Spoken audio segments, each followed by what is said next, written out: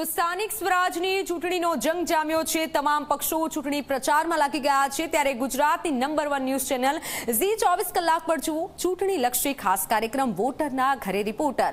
ત્યારે વોટરના ઘરે રિપોર્ટર અંતર્ગત ઝી 24 કલાકની ટીમ પહોંચી છે વડોદરામાં।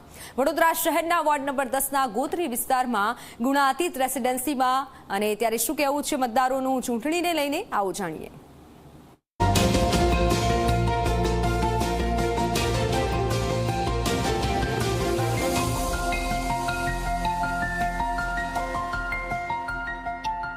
નમસ્કાર, હું છું રવિ અગ્રવાલ અને તમે જોઈ રહ્યા છો જી 24 કલાકનો વિશેષ કાર્યક્રમ વોટરના ઘરે રિપોર્ટર। સ્થાનિક સ્વરાજ્યની ચૂંટણીના પડઘમ વાગી ચૂક્યા છે ત્યારે આજે અમે આવી પહોંચ્યા છે વડોદરા શહેરના વોર્ડ નંબર 10ના ગોત્રી વિસ્તારના ગુણાતીત રેસિડેન્સી ખાતે। અહીંયાના મતદારોના મનમાં શું છે, શું તેમને પાયાની સુવિધાઓ મળી છે ખરી? આવો જાણીએ મતદારોનો મૂડ। આપણે સૌપ્રથમ અહીંયા એક વડીલ છે તેમનાથી શરૂઆત કરીએ। શું કહેશો, 5 વર્ષ પહેલાં જે નેતાઓએ વાયદા કર્યા હતા પૂરા થયા છે કે પછી વાસ્તવિકતા કંઈ અલગ છે? વાસ્તવિકતા અલગ છે। જે અમે માંગણી કરેલી એવી તો કોઈ માંગણી અમે પૂર્ણ કરી નથી। બસ વાયદા કરીને જતા રહે છે, થઈ જશે પણ કોઈ હજુ શું કામ એમને કર્યા નથી અમારા ત્યાં। બહુ વાર એમને લેખિતમાં બી જાણ કરી અને મૌખિકમાં બી જાણ કરી છે પણ એ લોકોએ કશો વાયદા પૂરા કર્યા નથી। શું કહેશો, ચૂંટણી આવી રહી છે, નેતાઓ વોટ લેવા માટે આવશે, પાયાની સુવિધાઓ તમારા સોસાયટીમાં મળી છે? રોડ, રસ્તા, પાણી, ડ્રેનેજ, ગટર? હા, અધૂરી મળે છે। અડધુરું કામ કરીને છોડીને જતા રહે છે। રસ્તાઓ બી એવું કરે છે, અધૂરું છોડીને પછી જતા રહે છે। એટલે અમારું કેવું એવું છે કે જે કીધું છે એ પ્રમાણે તમે બધું કામ પૂરું કરો અને પછી વોટિંગનું તમે જે કહે છે એ બી કરી છે। એના પહેલાં તમે આ જે કામ અધૂરું રસ્તાઓ છે, પાઇપલાઇનો છે, એ બધું તમે કામ પૂરું કરો। સિનિયર સિટીઝન બીજા પણ છે, તેમની સાથે વાત કરીશું। શું કહેશો, ગાર્ડનની સુવિધા અથવા લાઇબ્રેરીની સુવિધા છે ખરી? ના, અહીંયા ગાર્ડન લાઇબ્રેરીની કોઈ સુવિધા અહીંયા આટલા નજીકમાં તો છે નહીં, ઘણું દૂર જવું પડે એવું છે, નજીકમાં કંઈ છે નહીં। શું કહેશો, ચૂંટણી આવી ગઈ છે, નેતાઓ વોટ લેવા માટે આવશે, તમે તો ઘણી બધી વખત મતદાન કર્યું હશે, કોઈ વાયદા પૂરા થયા છે ખરા? આમાં ખરેખર જોવા જઈએ તો આ ગુણાતીમાં જ્યારે 2013માં હું રહેવા આવેલો તે વખતે ખાલી આ ખેતર જ બધા આજુબાજુ ખેતર હતા।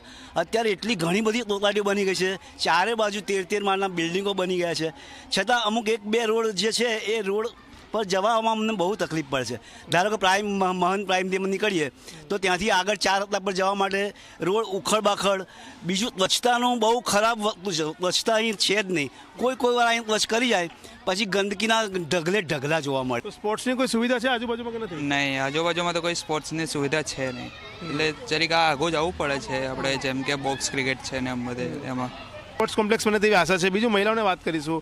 બેન, શું કહેશો, 5 વર્ષમાં જે કોર્પોરેટર જીતીને ગયા, તમારી કોઈ સમસ્યા હોય અને તમે રૂબરૂ એમને બોલાવો તો આવે છે કે પછી ખાલી ફોન પર?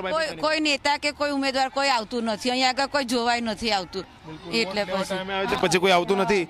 આરોગ્ય સુવિધાઓ કેવી છે? નજીકમાં કોઈ સરકારી દવાખાનું છે? હા, એક તો છે।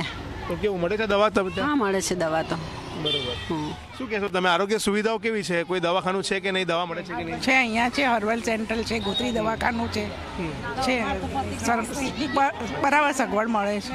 એક બીજા મહિલા પણ છે। બેન, ટ્રાન્સપોર્ટેશનની સુવિધા કેવી છે? તમને ટ્રાન્સપોર્ટેશન કેવું લાગે છે? ઇઝીલી બસ મળી જાય છે? City bus? સિટી બસ નહીં મળતી, આગળ જવું પડે છે।